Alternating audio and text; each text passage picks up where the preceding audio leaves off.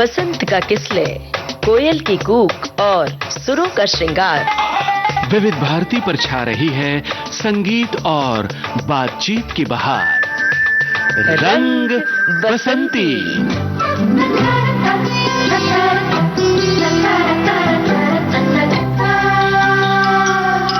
नमस्कार श्रोताओं, रंग बसंती कार्यक्रम में आज हम आपके लिए लेकर आए हैं चित्रकार प्रतीक जाधव से एक बातचीत। आपसे बातचीत की है यूनुस खान ने। विविध भारती के स्टूडियो में इस समय हमारे साथ हैं प्रतीक जाधव। प्रतीक, बहुत बहुत स्वागत है आपका विविध भारती में। Thank you so much, thank you. Prateek, आपके बारे में लोगों को बताना बहुत जरूरी है कि आपकी क्या खासियत है जिसकी वजह से आप हमारे बीच मौजूद हैं। सबसे पहले तो आप ये बताओ कि विविध भारती में भी आप साइकिल से आए हैं या किसी और माध्यम से आए हैं? नहीं, मैं मुंबई से काफी दूर रहता हूँ, 5 घंटे की दूरी पर। हाँ, बिल्कुल। तो अभी तो मैं पब्लिक ट्रांसपोर्ट से आया हूँ। अच्छा जी, मेरी साइकिल है जिसका नाम कलावती है। वाह वाह, वो घर पे है। क्या बात है, क्या बात है। अपने सुनने वालों को हम बता दें कि प्रतीक जाधव ने वैसे तो पढ़ाई फाइन आर्ट्स की है, लेकिन प्रतीक ने देश के कोने कोने को अपनी साइकिल के जरिए नापा है। और ये उनकी केवल साइकिल यात्रा नहीं है, बल्कि ये कला प्रवास है। आपने यही नाम दिया है ना अपनी इस यात्रा को? जी, कला प्रवास। प्रतीक, मुझे सबसे पहले तो अपने बचपन के बारे में बताओ। मेरा बचपन गया वो मराठवाड़ा जो रीजन है महाराष्ट्र का, वहाँ पे गुजरा है। मैं बीड करके एक जिला है जहाँ साड़िंबा करके एक बहुत छोटा सा गांव है, मैं वहाँ से बिलोंग करता हूँ। तो मेरे पिताजी स्कूल टीचर थे, प्राइमरी, तो वहीं से मेरी पढ़ाई हुई गांव में। लेकिन वो सब खेती करना ये सब उससे मैं काफ़ी जुड़ा हूँ। लेकिन उसके बाद एजुकेशन के लिए मुझे मुंबई आना पड़ा। जे स्कूल ऑफ आर्ट में मेरी पढ़ाई हुई। तो जे स्कूल ऑफ आर्ट्स कोई आम संस्था नहीं है, तो जाहिर है कि कहीं ना कहीं कला के प्रति रुझान रहा होगा। ये रुझान कहाँ से शुरू हुआ था? ये बहुत सरप्राइजिंग है कि मेरे गांव में या आसपास के गांव में भी कोई उस समय ऐसे कोई व्यक्ति नहीं था जिसे कला के बारे में कुछ पता हो, या चित्रकला क्या होती है, कला क्षेत्र क्या होता है, कोई आइडिया नहीं था। पता नहीं, मेरे जो पापा के सर्विस बुक हुआ करते थे, वो गवर्नमेंट सर्विस में थे, तो उनके सर्विस बुक हुआ करते थे, मैं उस पे चित्र बनाता था। तो मैं पहला था परिवार में जो ऐसे रेखाएं मारना शुरू किया, चित्र बनाना शुरू किया। उसमें क्या बनाते थे आप? थोड़ा थोड़ा धुंधला सा याद है कि मोर बनाना, लेकिन उसको शरीर आदमी का निकालना। तो वो अब मैं देखता हूँ तो मैं बहुत ऐसे ये आश्चर्य में पड़ता हूँ कि क्या था उस समय की सोच कि मैं ऐसे बनाता था। कि आधा शरीर आदमी का है, आधा जानवर या बर्ड का है। तो वहां मोर होते थे आपके गांव में, आपने देखे थे? हाँ, मेरा जो दादी का गांव था वहाँ बहुत हुआ करते थे। लेकिन कल्पना बहुत ज्यादा थी, जी, है ना? तभी आपने मोर का ढांचा और शरीर इंसान का, इस तरह की परिकल्पनाएं की। जी जी। तो क्या पिताजी ने आपको आगे बढ़ाया? खैर, उनको या किसी को उस समय पता नहीं था कि मुझे आगे क्या करना है, लेकिन उनको इतना था कि मैं एकेडमिक्स में काफ़ी बेहतर था। तो 10वीं में मुझे 95 मार्क मिले थे। तो घर वालों को सबको ये विश्वास आ गया था, तो अपना बेटा तो डॉक्टर बनेगा, इंजीनियर डॉक्टर बनेगा। हाँ, तो उन्होंने मुझे औरंगाबाद भेजा आगे की पढ़ाई के लिए, मेडिकल की जो सीट होती है उसके प्रिपरेशन के लिए। मैं पहली बार एक बड़े शहर में आया था। पहली बार मुझे पता चला कि कोई आर्ट स्कूल होता है। तो ये बहुत शॉकिंग था मेरे लिए, क्योंकि मैंने जब मुझे कोई स्कूल बोले या कॉलेज बोले तो यही पता था कि वहाँ आपको गणित सिखाएंगे, अंग्रेजी सिखाएंगे, विज्ञान सिखाएंगे, लेकिन सिर्फ आपको दिन भर चित्र बनाने हैं। ऐसा कौन सा स्कूल होता है? तो मैंने तो बोला मुझे नहीं डॉक्टर बनना है अभी। सारे मेरे इरादे पलट गए। घर वालों को बताया तो वो सारे सदमे में चले गए कि अरे बेटा डॉक्टर बनने गया था, अब ये क्या नया लेके आया है कि चित्रकार बनना है, ऐसे थोड़ी होता है। तो मैंने बहुत उन्हें विश्वास दिया कि मैं अगर मुझे जो पसंद है वो करूंगा तो शायद मैं कुछ बेहतर कर पाऊंगा इसमें। तो आखिर वो भी मान गए। प्रतीक, मुझे लगता है कि आज के इस कार्यक्रम में चूंकि आपकी अब जो पहचान है वो साइकिल के जरिए ज्यादा है, पूरे देश में घूमने और देश के कला प्रवास की, जिसकी वजह से आप जाने जाते हैं। आज के ज्यादातर गाने हम ऐसे लेंगे जो साइकिल पर फिल्माए गए हैं, वाह वाह, है ना? तो बहुत मजा आएगा। मुझे एक गाना फौरन जो याद आ रहा है वो है गुजर जाए दिन दिन दिन, अन्नदाता फिल्म का ये गाना सुनते हैं, जिसमें हीरो साइकिल पर चला जा रहा है, जैसे प्रतीक साइकिल पर चले जाते हैं। सुनते हैं ये गाना।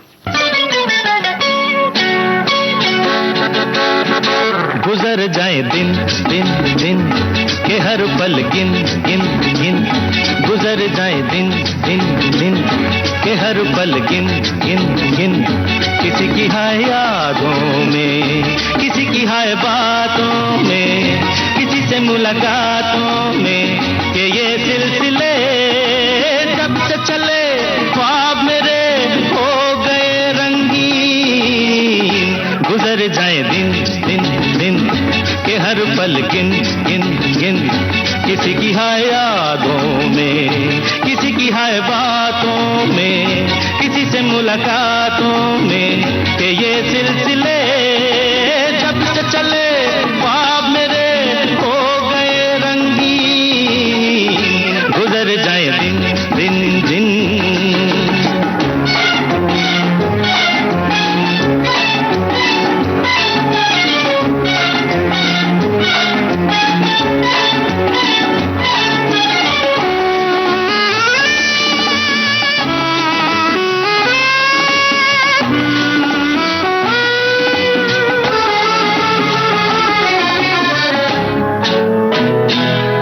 दिल बस में ये न माने कोई रस में ये, रहे न दिल बस में ये न माने कोई रस में ये, कि खाऊं मैं तो कस में ये, उन्हें है पता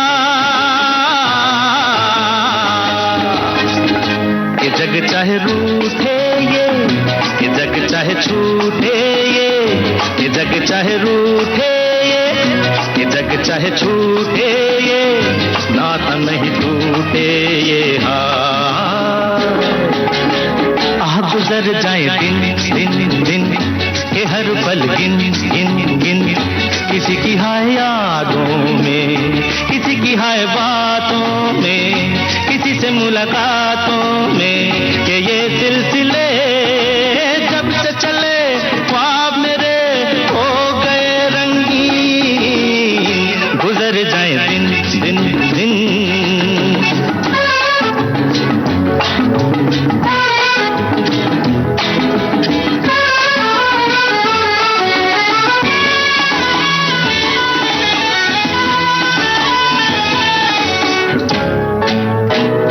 कभी ये मेरा मन चाहे भूलो के जहां हो साए, कभी ये मेरा मन चाहे भूलो के जहां हो साए, जहां पे हर दिल गाए सुन प्यार की। जमाने चाहे हो जाए वहीं पे जाके सो जाए, जमाने चाहे हो जाए वहीं पे जाके सो जाए, वहीं पे जाके खो जाए। गुजर जाए दिन दिन दिन के हर पल गिन गिन गिन, गुजर जाए दिन दिन दिन के हर पल गिन गिन गिन, किसी की हाय यादों में, किसी की हाय बातों में, किसी से मुलाकातों में, कि ये सिलसिले जब से चले ख्वाब मेरे हो गए रंगीन। गुजर जाए दिन दिन दिन के हर पल गिन गिन गिन। प्रतीक, यहाँ जो सबसे पहला विजुअल मुझे समझ में आ रहा है कि आप डॉक्टरी की पढ़ाई के चक्कर में थे, यानी मेडिकल एंट्रेंस की सीईटी की तैयारी, जो बहुत पसीना बहाने वाला काम होता है, उसको छोड़ दिया और कला महाविद्यालय में गए। मुझे ये बताइए कि वहां का पहला पहला अनुभव क्या था? ये मेरे लिए बहुत एक रोमांटिक वर्ल्ड था। जैसे हम हैरी पॉटर का मूवी देखते हैं और हम एक सपनों की दुनिया में खो जाते हैं कि ये कैसा एक कॉलेज है जहाँ हमें जाना है। नज़र में भर जाता है कि यार ऐसी इमारत होगी, मैं वहाँ जाके ये करूँगा। तो वो बहुत सारे सपने मैंने देखे थे, क्योंकि तब मैं काफ़ी किताबें पढ़ी थी जिसमें जे स्कूल ऑफ आर्ट का जिक्र है, जो वहाँ से पढ़े चित्रकार है, शिल्पकार है, उनके बारे में मैंने काफ़ी कुछ पढ़ा था। तो वो बहुत एक दिमाग में एक रोमांटिक वर्ल्ड बन गया था जे के बारे में।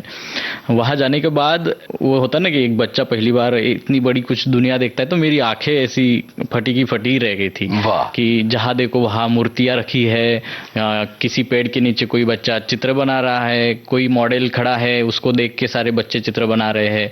तो ये मेरे लिए तो जादुई दुनिया की बराबर ही था। क्या बात है। और पहला कदम आप रख रहे थे सिस्टमेटिक लर्निंग ऑफ आर्ट की तरफ, तो उसमें कितनी कठिनाइयां हुई थी?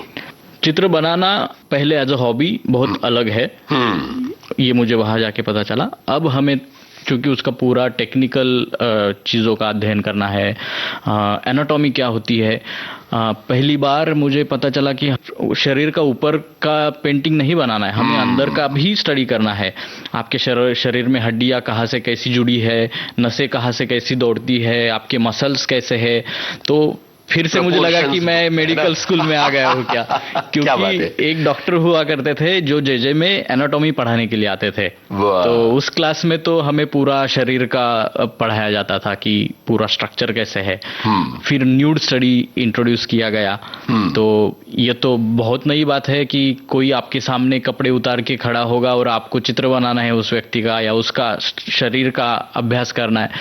तो पहले जो भी ख्याल हुआ करते थे न्यूड के बारे में, न्यूडिटी के बारे में, वो सारे टूट गए ना वहाँ आके। तो वो बहुत ही प्योर एक स्टडी पर्पज से, और जो भी हमारे न्यूड मॉडल्स भी हुआ करते थे उनके साथ भी इतना एक गहरा रिश्ता हुआ कि हम उनको अम्मा बोलते हैं जो हमारे मॉडल्स है जे में। तो एक माँ बेटे का एक रिश्ता, क्योंकि जो भी बच्चे आते गांव से दूर दूर से आते, और ये सालों साल उन बच्चों को देखते आ रहे हैं कि बच्चे कैसे कठिनाइयों में यहाँ पढ़ने आते हैं। तो वो हर बार उनको बहुत दिलासा देते हैं ये मॉडल्स। तो मॉडल्स का और स्टूडेंट्स का एक अलग रिश्ता है वहाँ पे। तो ये सब अलग ही दुनिया थी जो बाहर के शायद ही लोग उसको कितना समझ पाएंगे, ये कठिन लगता है, लेकिन अलग दुनिया है वो बहुत। बिल्कुल। जे स्कूल ऑफ आर्ट्स एक बहुत अद्भुत दुनिया है। आपके लिए वहाँ एडमिशन कितनी बड़ी उपलब्धि रही होगी? मैंने सीईटी होता है उसका, पूरे भारत से एक बच्चे वो सीईटी के लिए तैयारी करते हैं। कुछ तो विदेश से भी लोग उसके लिए अप्लाई करते हैं, और इन सब में बहुत चुनिंदा बच्चों को चुन लिया जाता है वहाँ पे। मैंने शिल्पकला में पढ़ाई पूरी की। अच्छा, हाँ, वाह। तो शिल्पकला के लिए साल में सिर्फ 5 बच्चे सेलेक्ट होते हैं ग्रेजुएशन के लिए।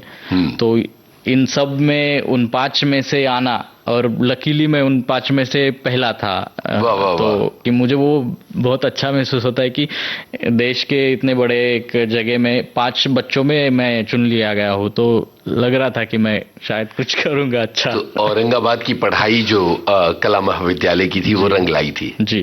अब साइकिल की कहानी सुनने की जरूरत है कि कल कैसे जिंदगी में वापस आई। तो जे में जब पढ़ाई हो रही थी, ग्रेजुएशन हो रहा था, एक एकेडमिक स्ट्रक्चर है जो बहुत ज़रूरी भी है। उससे गुजरते हुए कुछ चीज़ें पता चली, बहुत सारा एक नॉलेज का खजाना ही मिला था आर्ट वर्ल्ड का। लेकिन उसमें भी फिर लगने लगा कि कुछ मिस आउट हो रहा है। लेकिन मैं बहुत शुक्रगुजार हूँ जे का या एकेडमिक स्ट्रक्चर का कि एटलीस्ट मुझे इंट्रोडक्शन तो हुआ इस दुनिया के बारे में। अब मेरी खुद की परीक्षा थी कि मुझे अब कुछ और ढूंढना है। तो फिर धीरे धीरे पता चला कि हमारे इंडिया का फोक आर्ट बहुत रीच है। अलग अलग राज्य में, अलग अलग गांव में कहीं कोई अलग तरीके का चित्र बनाता है, कोई मूर्ति बनाता है, कोई क्राफ्ट बनाता है। तो उन सब चीज़ों को जानने के लिए कम रिसोर्सेस है आजू बाजू में, मुझे ऐसे लगा। और फिर मैंने तय किया कि अगर उसको जानना है तो वहाँ जाना पड़ेगा। और एक एडवेंचर का भी होता है ना, मुझे बहुत लगता है कि मेरे अंदर कोई आदि मानव आज भी जिंदा है जिसको वो है खुजली कि मुझे जाके ढूंढना है उस पहाड़ के उस तरफ क्या है, या ये नदी क्रॉस करके उधर जाना है, नई दुनिया की खोज करनी है। तो ये अक्सर मुझे लगता है। तो जैसे ही ग्रेजुएशन पूरा हुआ मैंने तय किया कि मुझे उन गाँव में जाके, उन चित्रकारों के घरों में जाके बात करके जानना है कि ये क्या क्या है ये जो बनाते हैं, आदिवासी चित्र हो, लोक कलाएं हो, तो ना कि सिर्फ किताबों में या इंटरनेट पे।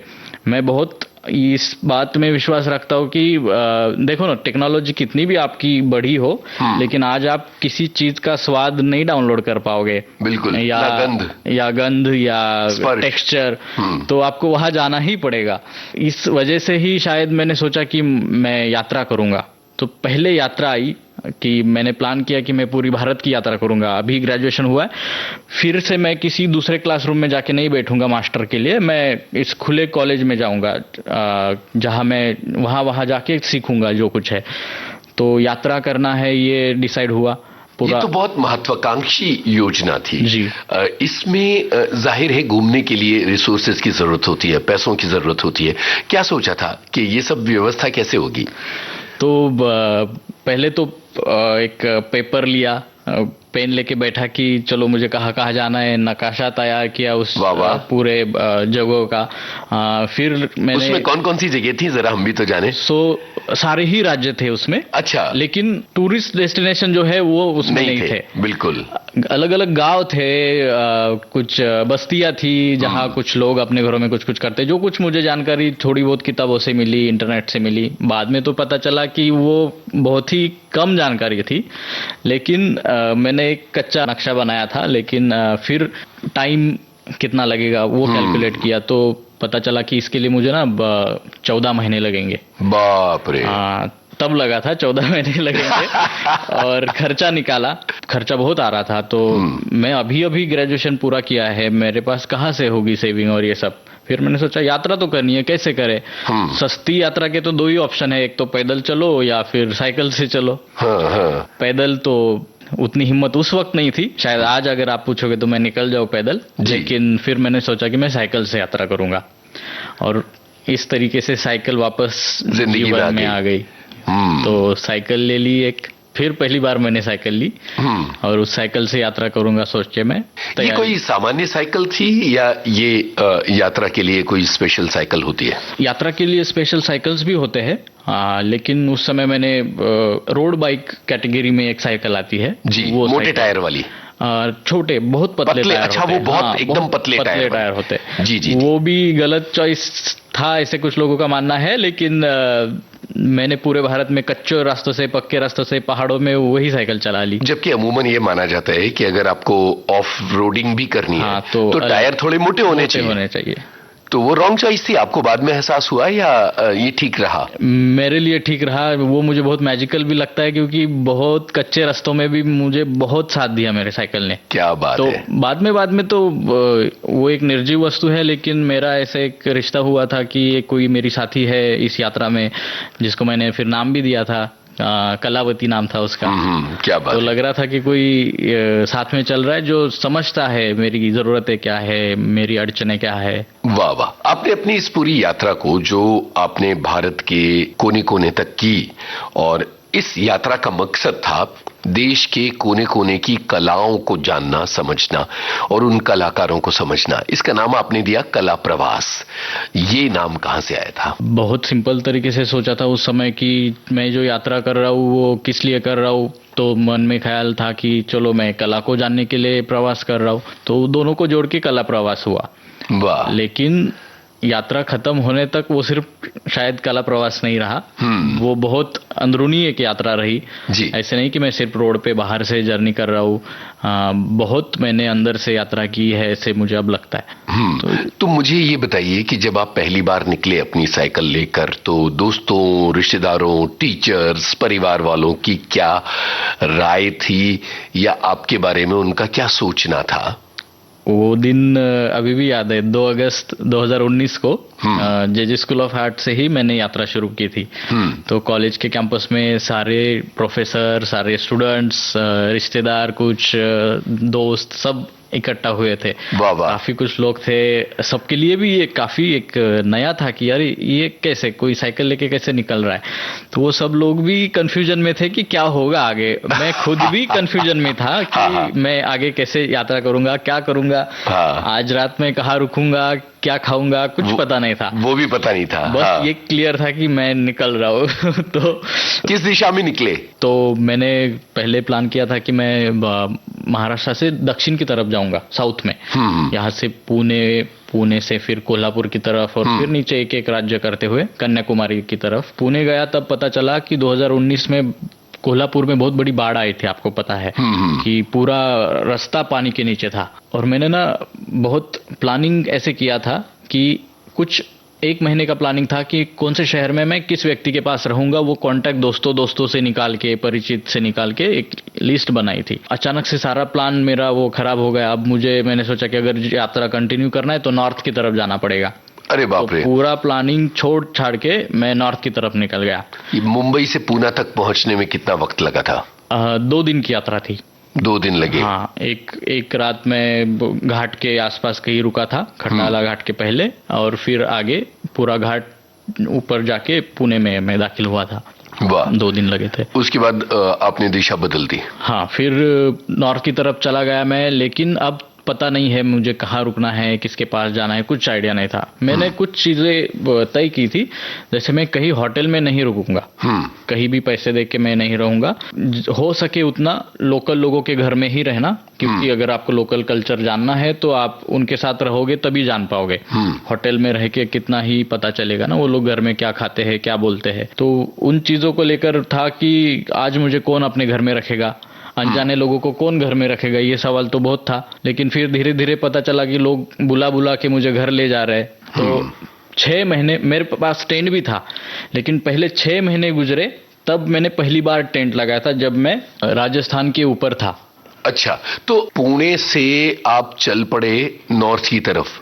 कौन सा शहर पहले आया? पुणे से बाद में मैं नंदुरबार की तरफ गया था जी। नंदुरबार होते हुए फिर मैं आगे एमपी में दाखिल हुआ, एमपी, गुजरात, राजस्थान, फिर दिल्ली, हरियाणा, पंजाब, ऐसे करते करते। तो मतलब बहुत 2-3 राज्य पार करने के बाद टेंट लगाने की जरूरत महसूस हुई? 6 महीने बाद पहला टेंट ओपन किया मैंने। वाह वाह। तो उसके पहले बहुत सारे लोगों के घरों में, इतने सारे हमारे यहाँ साधु संप्रदाय है, पंथ है, उन सब के आश्रमों में रहा। नाथपंथी, नागा साधु, अघोरी, कबीरपंथी, अघोरी, सबके यहाँ रहा। तो उनका क्या विचार है, क्या फिलोसॉफी है, वो सब जानने को मिला। इस देश में जितने भी अलग अलग तरीके के लोग हैं ना, कलेक्टर के घर में रहा, बड़े बंगले में रहा, एकदम छोटे झोपड़े में रहा, ऐसे में भी रहा कि ऊपर छत भी नहीं है। तो मुझे लगता है कि जितने भी हम घर इमेजिन कर सकते हैं ना, उन सब में मैं रहा। अच्छा, अनजान लोगों से बात करना, उनसे मदद लेना, ये आपके लिए कितना सहज था या कितना मुश्किल था शुरू में? एक पहले तो ये परीक्षा थी ईगो की, कभी कुछ मांगा नहीं था किसी से ना। मांगने में बहुत एक हेजिटेशन होता है। पहली बार जब मुझे कोई घर नहीं मिला था या किसी ने बुलाया नहीं था आप हमारे यहाँ आ जाओ, तो मैंने रैंडम फेसबुक पे एक, जिस शहर में मैं पहुंचने वाला था, संगमनेर शहर था, मैं वहां पहुंचने वाला था, फेसबुक पे रैंडम संगमनेर सर्च किया, बहुत सारे लोगों के प्रोफाइल्स आए थे। उसमें से रैंडम किसी का नंबर मिला तो मैंने फोन किया डायरेक्ट कि मैं आपके शहर में आ रहा हूँ, मैं साइकिल से यात्रा कर रहा हूँ और रहने के लिए क्या मुझे आप घर दोगे? तो उन्होंने कहा हाँ आ जाओ। तो ये बहुत शॉकिंग था कि ऐसे कैसे कोई घर पे बुला सकता है। न देखा न पहचाना, पहली बार बात कर रहे और कहा मैं कोई भी हो सकता हूँ, मैं एक और भी हो सकता हूँ। लेकिन नहीं, उन्होंने घर बुलाया, अपने परिवार से मिलवाया, बहुत अच्छा से मेरा ख्याल रखा, 1-2 दिन खिलाया पिलाया और फिर आगे की यात्रा पे मैं निकल गया। एक आदमी कितना विश्वास रख सकता है किसी ऊपर, इसकी क्या हद हो सकती है, ये सारी हदें मुझे इस यात्रा में पता चली। त्रावणकोर में, त्रिवेंद्रम हम जिसे कहते, वहां में था केरल में। एक आदमी का ऐसे ही मुझे फेसबुक से ही नंबर मिला था, क्योंकि वहाँ कोई परिचित नहीं था मेरा। तो मैंने नंबर निकाल के फ़ोन किया कि आपके शहर में मैं आया हूँ और मैं रहने के लिए घर चाहता हूँ। तो उस व्यक्ति ने कहा कि मैं पिछले 6 महीने से शहर में नहीं हूँ, लेकिन तुम चले जाओ मेरे घर, चाबी दरवाजे के इस कोने में यहाँ रखी है, तुम चाबी ले लो, घर खोल लो और रह लो, तुम्हें जब तक रहना है तुम रहो और फिर चले जाना। गजब। मैं वाह वाह वाह वाह। मैंने फोन रखा और मैं था ऐसे कि अरे मेरे साथ अभी ये क्या हुआ। पहले कोई क्रॉस क्वेश्चन पूछ ले, आप कौन हो, क्या हो, कुछ नहीं हुआ ऐसे। हाँ, उन्होंने पहले ही कॉल पे बोल दिया कि हाँ चाबी ले लो और रहो। गजब। मैं गया उस घर में, मैंने जहाँ चाबी रखी थी चाबी ले ली, घर खोला, मैंने देखा एक बहुत बड़ा घर है, केरल के घर आपको पता होंगे, और बहुत सारे एंटिक्स रखे हैं घरों में, सारी मूर्तियां है, पीतल की मूर्तियां है, पेंटिंग्स है, पूरा भरा घर था। कोई था नहीं उस घर में रह रहा था, तो मैं अकेला ही था, लेकिन मुझे फिर भी लग रहा था कि ये कैसे कोई दे सकता है इतना घर विश्वास से। पहली बार आपको कॉल कर रहा है, तो ऐसी भी चीजें हुई थी।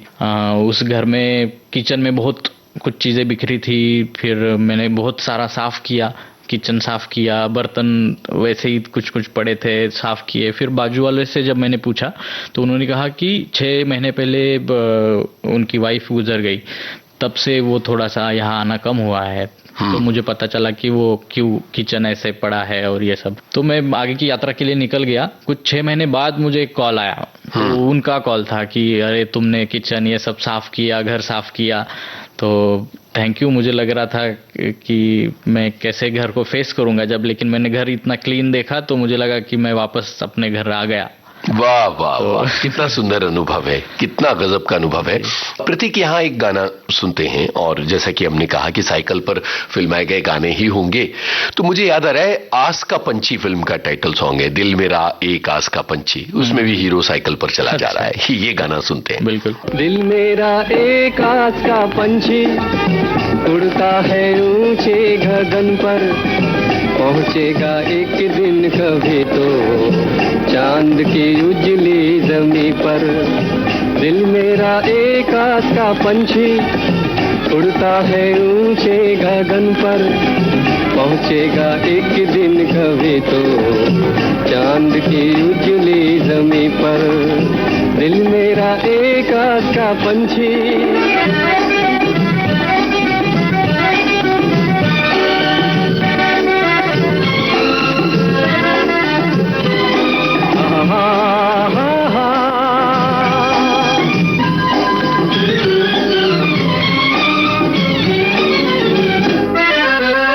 ये दुनिया है नौजवानों की, जमाना है नौजवानों का, हवाएं भी गुनगुनाती है, तराना हम नौजवानों का। ये दुनिया है नौजवानों की, जमाना है नौजवानों का, हवाएं भी गुनगुनाती है, तराना हम नौजवानों का। बदलेगी एक दिन ये हस्ती, चमकेगा एक दिन मुकद्दर, आएगा झूमता सवेरा जीवन में रोशनी को लेकर। दिल मेरा एक आस का पंछी उड़ता है ऊंचे गगन पर, पहुंचेगा एक दिन कभी तो चांद की उजली जमी पर। दिल मेरा एक आस का पंछी। प्रतीक, भाषा की समस्याएं आई एक बात, और दूसरी बात रास्ते खोजने के लिए आपने क्या गूगल मैप्स या इस तरह की किसी तकनीक का सहारा लिया, क्या किया? शुरू में हाँ, गूगल मैप मेरे लिए बहुत हेल्पफुल रहा इस पूरी यात्रा में। लेकिन जैसे मैंने अपना एक मैप बना लिया था कि मैं पहले यहाँ जाऊँगा वहाँ जाऊँगा, फिर मुझे पता चला कि मैं रिजिड बन गया हूँ यात्रा को लेकर। यात्रा मुझे कहीं और ले जाना चाह रही है, लेकिन मैंने तो सोचा कि मुझे यही जाना है। तो जो यात्रा की कैपेसिटी है मुझे कुछ देने की, वो मैं खुल के नहीं कर पा रहा हूँ। तो फिर मैंने सोचा कि चलो मैं जहाँ रास्ते ले जाएंगे वहाँ चलूँगा। फिर एक गांव में गया, वो लोग बोलते थे अरे इस तरफ जाओ, वहाँ पे ऐसे ऐसे लोग हैं, वो कुछ कुछ बनाते हैं। फिर मैं वहाँ जाने लगा। मेरा मैप मैंने छोड़ ही दिया पीछे कि अब मैं इसको फॉलो नहीं करूँगा। तो जो सोच के मैं निकला था कि 14 महीने में मैं घर वापस लौटूंगा, 4 साल बाद मैं घर लौटा। वाह। लेकिन बहुत खुशी के साथ लौटा कि जो ऑफर कर रही थी ये जर्नी मुझे, वो सब मैंने एक्सेप्ट करके ही मैं वापस लौटा हूँ। अच्छा, 2019 की बात आपने की, तो उस बीच में तो कोरोना समय आया होगा। मेरे यात्रा में जितनी भी कठिनाई आप उस समय से गुजरी है, कोरोना था तो उस समय मैं बंगाल में था। 3 तो महीने वहां फंस गए थे। 3 महीने वहां के एक परिवार ने मुझे अपने बेटे की तरह संभाला। मैं जब नॉर्थ की तरफ था, कश्मीर की तरफ, तब 370 का पूरा माहौल था और उस वक्त वहाँ बहुत हलचलें हो रही थी। उस समय मैं वहाँ था। तो जब मैं नॉर्थ ईस्ट में था तो राष्ट्रीयता के मुद्दे पर एक बहस चल रही थी पूरे देश में, उस समय मैं वही था। तो हर जगह पे बाढ़ ये वो सब हो ही रहा था, लेकिन उस सब से गुजरते हुए मेरी यात्रा आगे चल रही थी। लोग मुझे सहायता कर रहे थे। भाषा का जो आपने कहा, उसके तो इतने अलग अलग किस्से हैं कि अलग अलग भाषाएं, मेरे भाषा में उस शब्द का अर्थ कोई अलग हो, लेकिन उनके भाषा में अलग ही होता है। उसके तो बहुत मजेदार किस्से हैं। कुछ बताइए। तमिलनाडु में ना मैं यात्रा कर रहा था। अय्यनार करके उनका एक दैवत है। तमिलनाडु के लोग अय्यनार का एक ग्राम दैवत है, उसकी पूजा करते हैं। अय्यनार के मंदिर गांव के बाहर होते हैं। अय्यनार को ना लोग श्रद्धा से ना टेराकोटा के घोड़े चढ़ाते हैं। अच्छा अच्छा। तो उसके मंदिर में आपको बहुत सारे हजारों घोड़े दिखेंगे मंदिर में रखे हुए, मानो कोई फौज खड़ी हो, और वो सारे टेराकोटा के मिट्टी के बने हुए घोड़े होते। तो उस मंदिर में शाम को मैं पहुंचा। वहां के कुएं में मेरे दिन भर के पसीने के कपड़े धो धा के मैं आराम करने लगा। थोड़ा बहुत साथ में कुछ फल वगैरह लाया था, खा के मैं सो गया। अब रात के 12-1 बजे होंगे, कोई आवाज दे के उठा रहा है ऐसे लगा मुझे। तो मैं एकदम डर के उठ गया। तो मेरे चेहरे पे कोई टॉर्च लगा रहा है। तो 2-3 लोग खड़े थे सामने। मैं एकदम डर गया कि अरे यार अब कौन आ गया। तो वो लोग कुछ बोल रहे थे उनके लैंग्वेज में ना, जो समझ में नहीं आ रहा, मुझे समझ में नहीं आ रही है। तो मैं एकदम परेशान। तो वो लोग ऐसे बात कर रहे थे जैसे मैं डर रहा था कि चोर है, ऐसे मुझे लगा। तो इस यात्रा में एक तो था कि इतने साल में बाहर हूँ, कभी ना कभी कोई तो चोर आके मुझे कुछ छीन ही लेगा मेरे से। तो मैंने पहले मन की तैयारी की, तो जो है मैं दे दूंगा। तो मुझे लगा कि आज वो दिन आ गया है। थोड़ी देर बाद वो टॉर्च और मेरे चेहरे पे मार रहे हैं। मैं और डर रहा हूँ, पूरा अंधेरा है आजू बाजू में, और वो लोग बोल रहे हैं मनी मनी। मैं बोला अब तो पक्का ये लोग पैसे ही मांग रहे हैं, तो अब खैर नहीं है। और जोर से वो मनी मनी बोल रहे हैं। तो मैं ना सर नीचे करके बैठा रहा, अब जो होगा सो होगा। पैसे तो है नहीं तो कहाँ से दूं मैं अभी। तो वैसे ही बैठा रहा। थोड़ा देर वो लोग कुछ बोले और निकल गए। लेकिन मैं उनके पीछे गया मंदिर के गेट तक। उनकी बाइक थी, उसका नंबर नोट कर लिया। तुरंत मेरे दोस्तों को मैंने मैसेज भेज दिया कि अगर कुछ हो जाता है तो ये नंबर आप याद रखो। तो फिर मैं वापस आके रात भर मैं सो नहीं पाया। मैं वही बैठा रहा कि कभी भी ये लोग वापस आ सकते।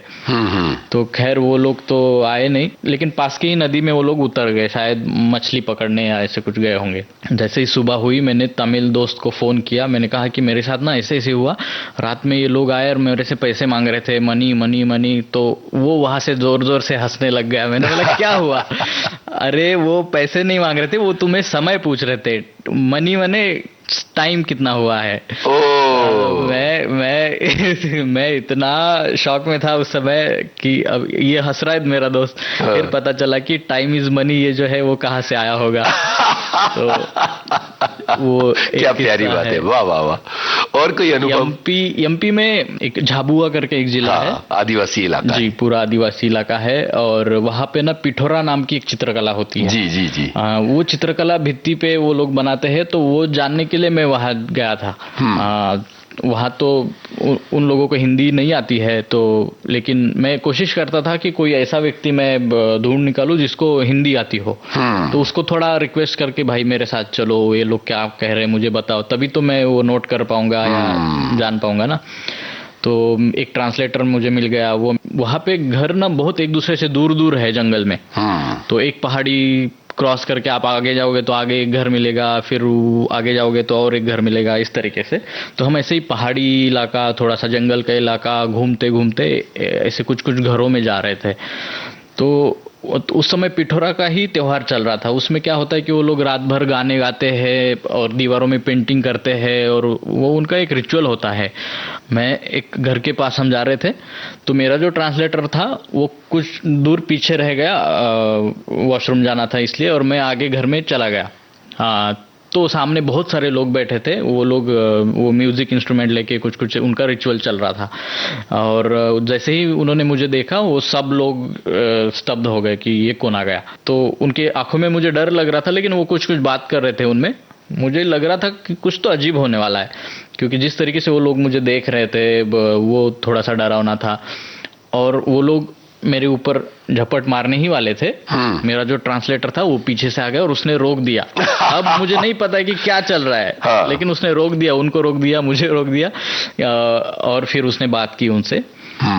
उसने बात की, तब जाके उसने मुझे बताया कि इन लोगों को लगा कि तुम किडनी निकालने वाले जो लोग आते हैं वो आए हैं और वो तुम्हें मारने ही वाले थे। अरे बाप रे। तो मैंने सोचा कि बाप रे, कितने बड़े संकट से मैं अभी छुटकारा मिला है। तो उन्होंने उसे समझाया, फिर उन लोगों ने मेरे लिए फिर से सारे गाने गाए, सारे चित्र समझाए, सब फिर से दोहराया मेरे लिए। फिर मुझे खाना पीना खिला के वहां से रवाना किया।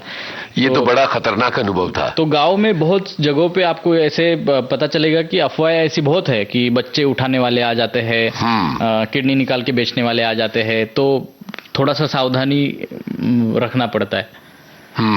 तो ये सारे अनुभव भाषा को लेके ऐसे बहुत किस्से हैं। अच्छा, वो आपने एक घटना का जिक्र किया जहां मनी का जिक्र आता है। ये जो पूरी यात्रा है इसमें मनी का तत्व कैसे संभला? मैं घर से हार्डली कुछ 500-600 रुपए लेके निकला था। कुछ ज्यादा पैसे थे नहीं पास में। लेकिन एक तो जहां भी जा रहा हूँ लोग घर में रहने के लिए जगह दे रहे, घर का खाना खिला रहे हैं, नहीं तो आश्रम में कहीं खाना मिल रहा है। तो बहुत कम ऐसे हुआ कि मुझे पैसे खर्च करने पड़ रहे थे। और जहां भी मैं जा रहा था, घरों से निकलते वक्त जैसे मैं मेरे दादी के पास जाता था तो वहां से निकलते वक्त मेरी दादी मेरे हाथ में कुछ पैसे रखती थी कि बेटा तुम कुछ खा लेना। वैसे इन अनजाने घरों में जो भी दादी दादा हुआ करते थे, जो भी लोग हुआ करते थे, जाते वक्त कुछ पैसे मेरे हाथ में रखते थे गजब कि तुम्हारी आगे की यात्रा के लिए। तो पहले तो वो है ना कि जो मैंने कहा कि ईगो होता है कि मैं कैसे लूं पैसे, ये लोग मुझे क्या समझते। लेकिन धीरे धीरे इस यात्रा में वो ईगो भी छूट गया। वो प्यार ज्यादा जरूरी था। वो जो उनका एहसास है ना कि मैं सेफ रहना चाहिए, तो वो ज्यादा जरूरी है। तो फिर वो एक्सेप्टेंस आ गया। वो एक बार एक गांव में उन लोगों ने ना मुझे गांव में सब लोगों को इकट्ठा करके मुझे बुलाया था कि ये देखो हमारे गांव में आए हैं, इतनी यात्रा करके आए हैं, कुछ मेरे एक्सपीरियंस उन्होंने सुने वगैरह। और फिर निकलने का जब समय आया तो सारे लोग उन्होंने कहा कि चलो सेल्फी लेते हैं। तो सारे इकट्ठा हो गए। एटलीस्ट 50-60 लोग होंगे। हम ऐसे सेल्फी ले रहे थे फोन ऊपर उठा के। तो सेल्फी लेते वक्त मुझे पता चला किसी ने ना हाथ में कुछ रखा है। तो भीड़ में मुझे वो रियलाइज नहीं हुआ बट जल्दी से कि क्या है। जब लोग गए तब मैंने मुट्ठी खोल के देखा कि मेरे हाथ में ना 20 रुपए का नोट था। तो मुझे बहुत इमोशनल वो मोमेंट था कि शायद उन्हें लग रहा होगा कि इतने छोटे पैसे मैं कैसे दूं सबके सामने। तो चुपचाप मेरे मुट्ठी में रख के वो जो भी रहेगा निकल गया। लेकिन मुझे वो इतना जरूरी लगा। ये 20 रुपए शायद सबसे बड़ी अमाउंट रहेगी इस यात्रा में किसी ने मुझे जो दी थी। वाह वाह, तो ये बहुत ही अद्भुत अनुभव है। आगे और भी बातें करते हैं प्रतीक, लेकिन यहाँ मुझे लगता है कि एक गाना सुनते हैं अनाड़ी फिल्म का, जिसमें लड़कियां साइकिल पर चली जा रही हैं। अच्छा। बन के पंछी गाएं प्यार का तराना।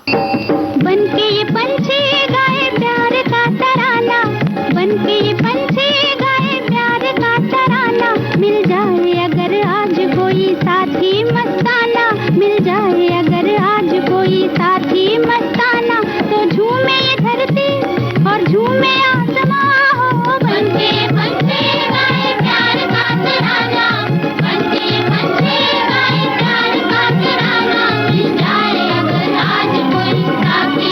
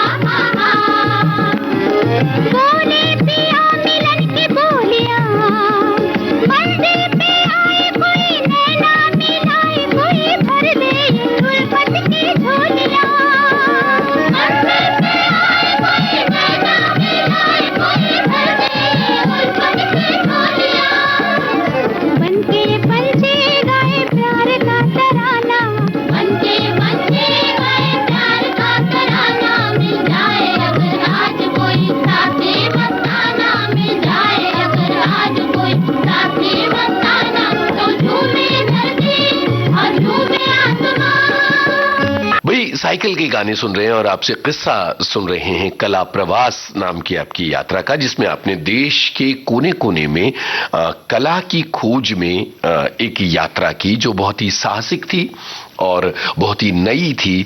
क्या आपको लगता है कि इन पूरे अनुभवों को किसी किताब में या किसी विजुअल फॉर्मेट में समेट कर रखना चाहिए? उसका डॉक्यूमेंटेशन मैंने बहुत अलग अलग तरीके से किया है। पूरे जर्नी में मैंने चित्र बनाए हैं, कहीं रुक के मूर्तियाँ बनाई है, डायरीज बहुत सारी लिखी है, वीडियोस है।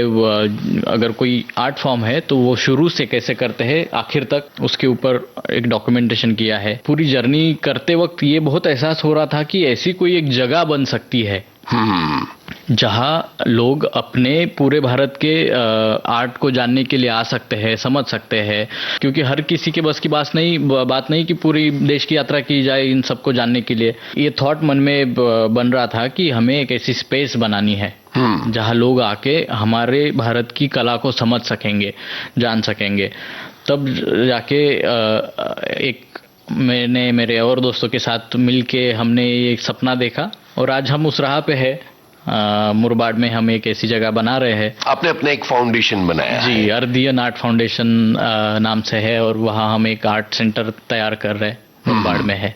तो 4 लोग मिलकर ये काम कर रहे हैं? हम वैसे तो 7 लोग हैं, लेकिन बहुत और भी दोस्त लोग, कलाकार लोग जुड़े हुए हैं हमारे साथ इस यात्रा में, जो हम सब मिलके इस राह पे चल रहे हैं। क्या आपको किसी सरकारी मदद की उम्मीद है या पब्लिक की मदद की उम्मीद है? आप ये किस तरह से करने वाले हैं? अभी तो हम जो भी कर रहे हैं क्राउड फंडिंग के मदद से ही कर रहे हैं। हम एक सेंटर बनाना चाह रहे हैं जो एक रिसर्च सेंटर हो, दुनिया भर के ज़्यादातर भारत के जो भी फोक आर्ट्स हो उनके ऊपर रिसर्च हो सके, लोगों को वहाँ आके स्टडी कर पाए।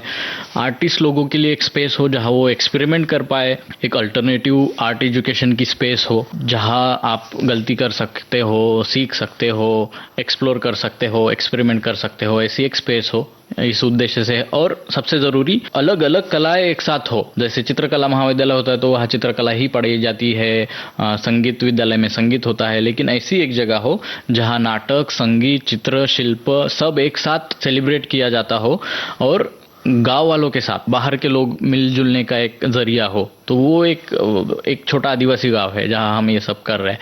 और हम वहाँ आर्ट फेस्टिवल करते हैं। ज़्यादातर आर्ट फेस्टिवल शहरों में होते हैं, एग्जीबिशंस शहरों में, म्यूजियम में, गैलरीज में होते हैं। कला का जन्म गांव में हुआ, वो कला शहर में आई, लेकिन अब गांव से दूर चली गई है।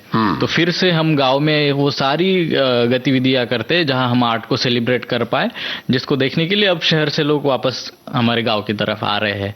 बहुत ही सुंदर सपना है। प्रतीक, आपने साइकिल से जो पूरे देश की यात्रा की, उसमें साइकिल से जुड़ी तकनीकी समस्याएं किस तरह की थी? साइकिल का तो शुरू में मैंने पंक्चर तो बहुत बेसिक होता है कि पंक्चर निकालने के लिए ट्रेनिंग लिया, तो खुद से करना है क्योंकि कहीं भी बीच रास्ते में, जंगल में आपकी साइकिल खराब हो सकती है। तो बेसिक जो है वो मैंने खुद सीख लिया था।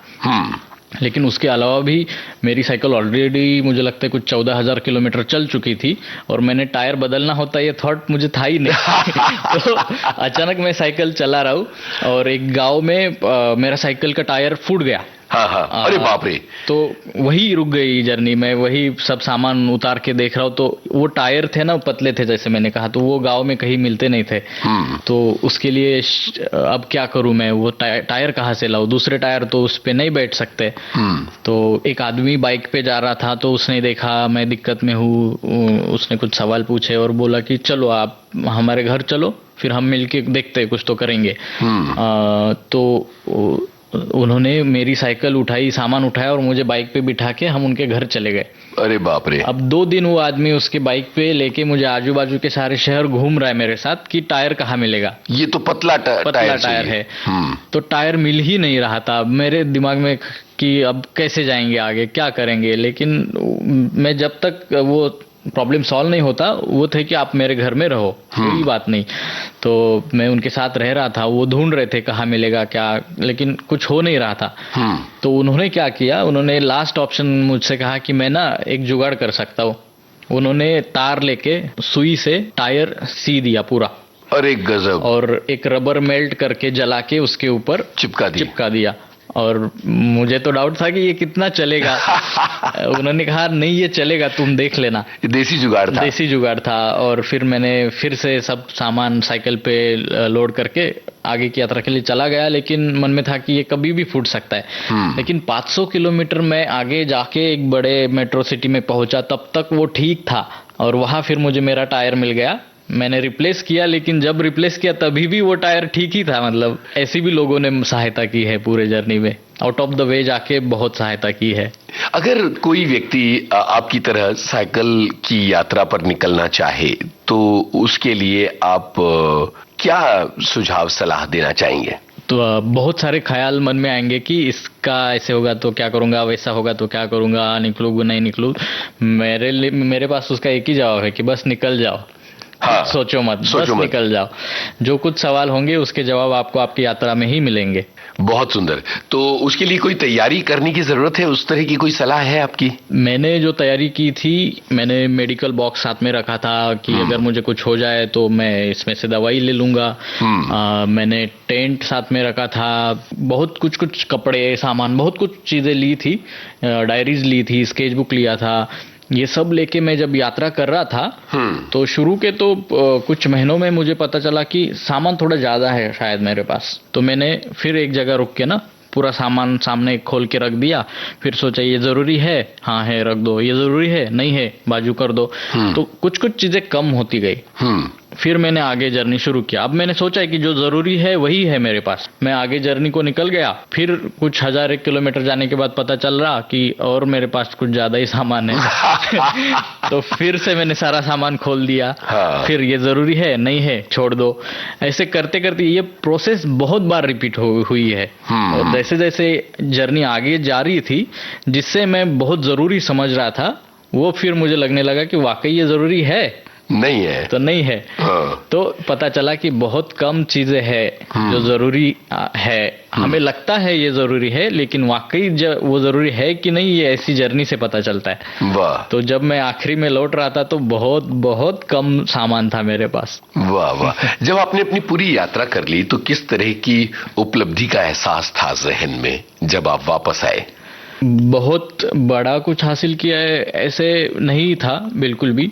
हालांकि हर वक्त बहुत सारे पत्रकार लोग, जर्नलिस्ट लोग बीच बीच में मुझे मिलते थे। एक लाइमलाइट में जो होना होता है वो था, लेकिन मुझे ये एहसास बहुत था कि मैं इसलिए नहीं जर्नी कर रहा हूँ। मैं बहुत उन चीज़ों को एक्सपीरियंस करने के लिए जा रहा हूँ जो वहाँ के जंगलों में, गाँव में छिपी है। और अगर इन चीज़ों में मैं व्यस्त रहूँगा तो शायद वो चीज़ें हाथ से छूटती चली जाएंगी।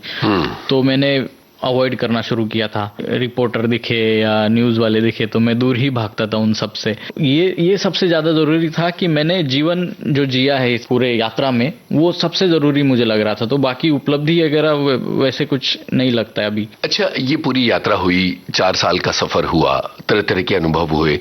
क्या अगली यात्रा पर निकलने की कोई योजना है? हाँ है।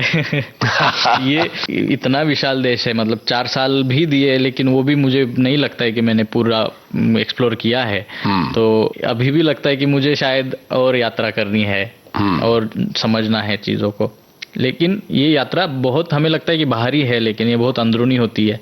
बिल्कुल। मैं जब निकला था शायद मैं अलग इंसान था, और जो घर लौटा है वो शायद वो अलग इंसान है।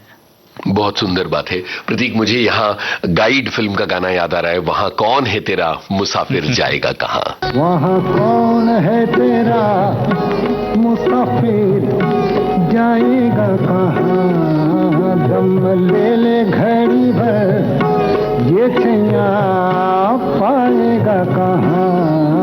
वहाँ कौन है तेरा मुसाफिर जाएगा कहाँ, वहाँ कौन है तेरा।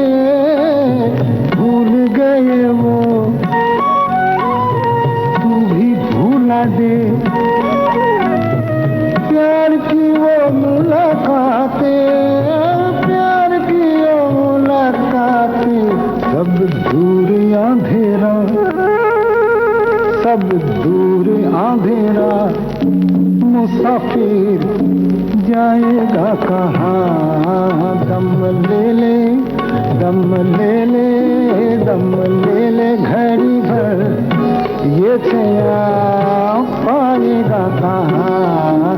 वहाँ कौन है तेरा?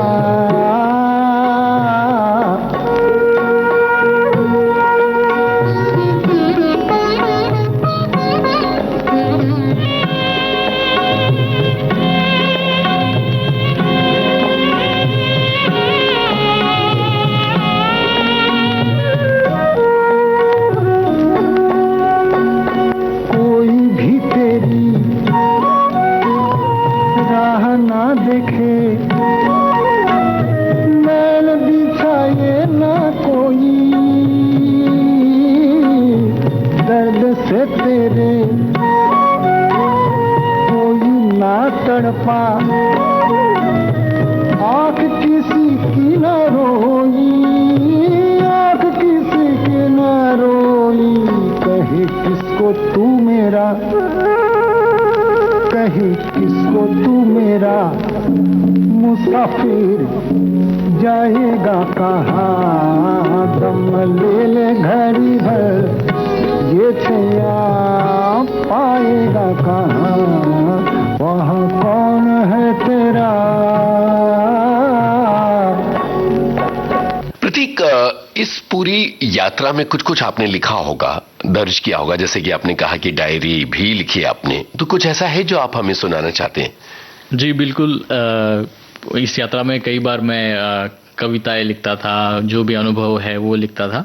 तो उसी में एक लिखी हुई एक कविता है जिसका नाम है मैं एक यात्री हूँ। वाह। तो ये कविता मैं सुनाना चाहूँगा। जरूर।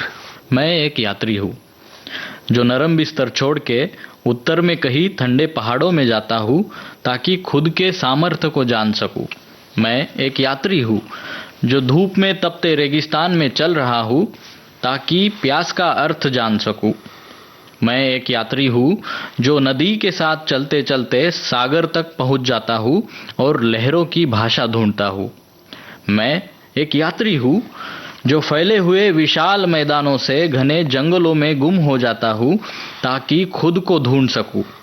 मैं एक यात्री हूँ जो अजंता के रंगों में बुद्ध हो पाता हूँ और नीला आसमान हो जाता हूँ।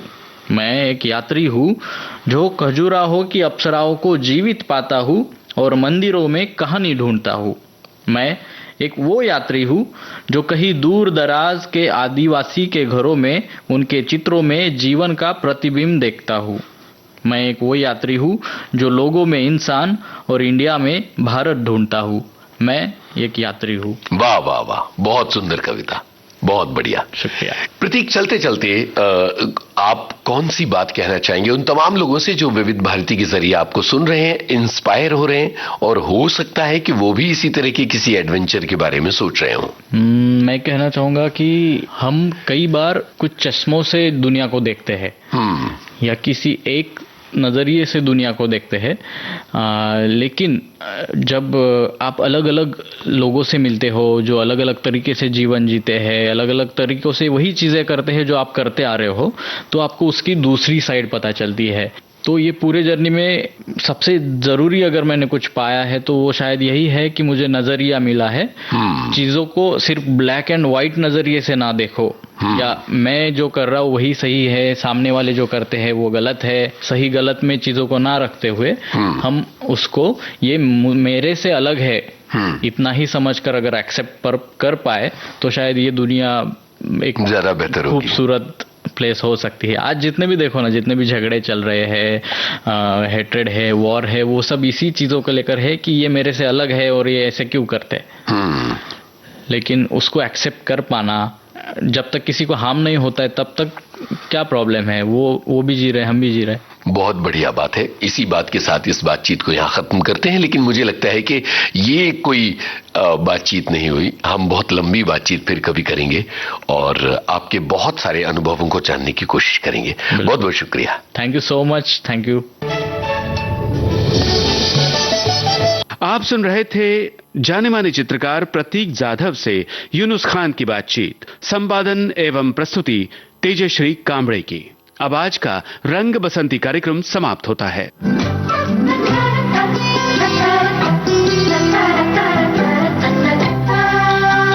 रंग बसंती।